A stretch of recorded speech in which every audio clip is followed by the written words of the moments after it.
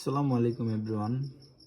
So আজকে আমি একটা এন্ট্রি নেই euro USD market 15 minute time frame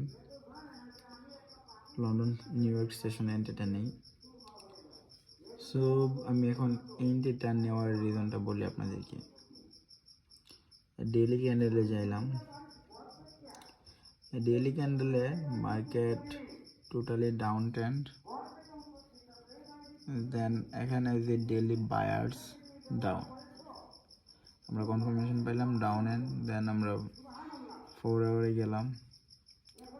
4 আওয়ারে গিয়ে দেখলাম মার্কেটের কন্ডিশন ডাউন, দেন 1 আওয়ারে গিয়ে দেখলাম মার্কেটের ট্রেন্ড হয়েছে ডাউন ট্রেন্ডে শিফট হয়েছে,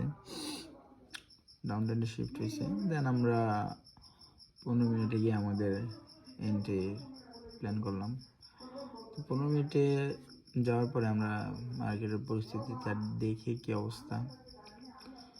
সো আমি এখানে নিউ ইয়র্ক সেশনের যে এফবিজিগুলো হয়েছে, এফবিজি।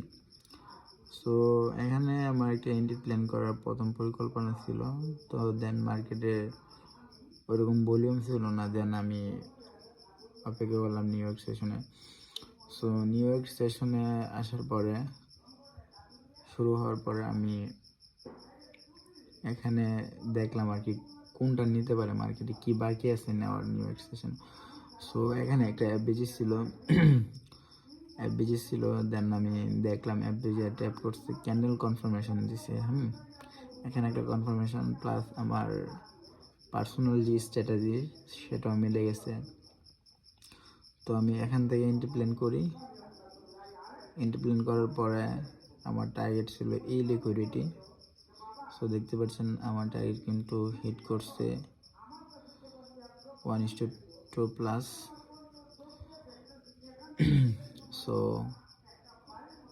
আজকে এন্ট্রিটা নিয়েছিলাম, প্রফিট হয়েছে। দেন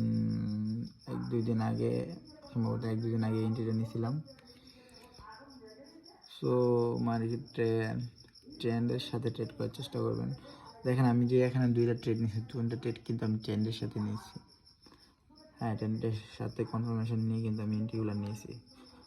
সো এটাই আর কি, সবাই বুঝে শুনে অ্যানালাইসিস করে ট্রেড নেবেন, আর রিস্ক এবং মানি ম্যানেজমেন্ট প্লাস সাইকোলজির সাথে ট্রেড করার চেষ্টা করবেন, তাহলে ট্রেডিংয়ে কোনো কিছু করার বা ভালো কিছু করার সম্ভাবনা সবচেয়ে বেশি থাকে। সবাই ভালো থাকবেন, সুস্থ থাকবেন। আল্লাহ হাফিজ।